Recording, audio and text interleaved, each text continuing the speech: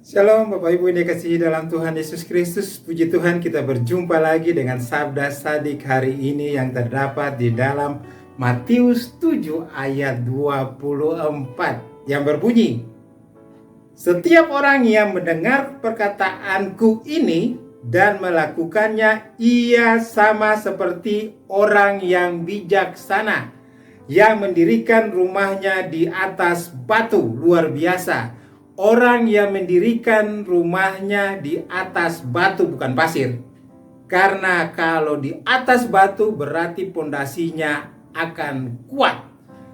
Bapak Ibu, ini firman Tuhan yang luar biasa karena kita harus bijaksana dalam mengambil suatu keputusan dalam kehidupan kita. Dari sekarang menentukan yang kemudian. Sebab itu Tuhan ingin memberitakan kepada kita, mari kita dengarkan suara Tuhan dan melakukannya. Dengarlah firman Tuhan dan melakukannya, supaya kita menjadi orang yang bijaksana. Karena anak-anak pilihan Tuhan, anak-anak yang diurapi Tuhan harus mendengar dan melakukan firman Tuhan. Itu firman Tuhan yang terlalu indah dalam kehidupan kita hari ini. Saya beri judul bijaksana di dalam kasih Kristus. Bijaksana di dalam kasih Kristus. Kasih Kristus sungguh luar biasa. Dia telah bijaksana melakukan semuanya untuk kita. Menyelamatkan kita dari hukuman dosa. Dia menyelamatkan kita dari maut. Dia mengangkat kita sebagai anak-anaknya. Ingat, kita adalah anak-anak Kristus. Sebab itu mari kita bijaksana dalam segala kehidupan kita. Kita mendengarkan firman Tuhan dan mau melakukannya. Disitulah kehidupan kita yang taat kepada Tuhan Yesus Kristus. Ketaatan menunjukkan satu perilaku yang luar biasa bagi kemuliaan Tuhan. Karena memang Tuhan ingin memberikan yang terbaik dalam kehidupan kita. Bijaksana berarti kokoh. Bijaksana berarti tidak gampang digoyahkan. Bijaksana berarti kita memiliki dasar yang kuat. Dasar yang luar biasa kalau kita bijaksana dalam memilih dasar kehidupan kita, memilih dasar iman kita. Kita pilih Kristus Yesus sebagai juru selamat kita. Itulah yang tepat dalam kehidupan kita. Karena memang Tuhanlah jalan kebenaran dan hidup kita, kata firman Tuhan. Sebab itu bukan saja untuk membangun kehidupan kita kalau kita bijaksana dalam memilih dasar Tuhan Yesus sebagai juru selamat kita, berarti kita bukan saja milik untuk kepribadian kita, tapi kita bijaksana untuk memberkati orang lain karena kita memilih satu dasar kasih.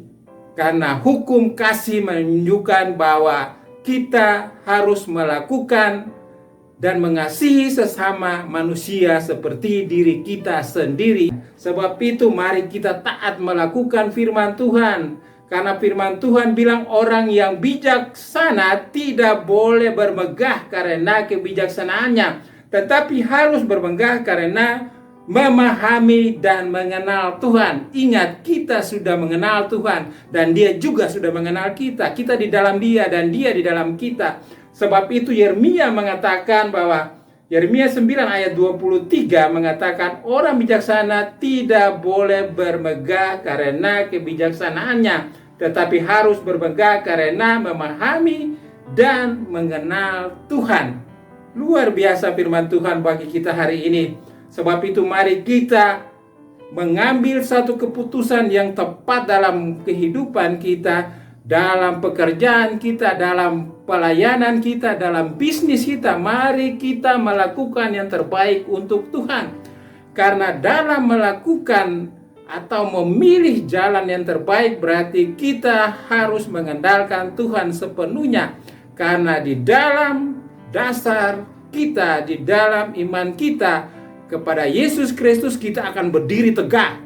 Kita akan berdiri tegak di bumi ini dan sampai pada kekekalan nanti.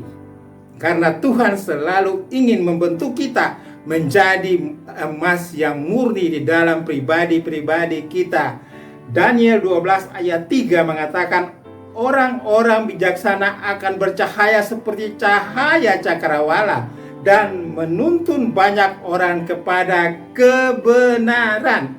Menuntun banyak orang kepada kebenaran. Itu firman Tuhan di dalam Daniel 12 ayat 3 yang mengatakan kita harus bertumbuh dan berbuah dan menjadi berkat bagi orang lain. Karena disitulah kita melakukan firman Tuhan di dalam nama Tuhan Yesus Kristus yang memberi kekuatan, memberikan kemegahan kepada kita supaya kita memberikan juga kepada orang lain di sekitar kita. Karena di dalam nama Tuhan Yesus ada kemuliaan yang agung, ada kekudusan yang abadi di dalam nama Tuhan Yesus Kristus.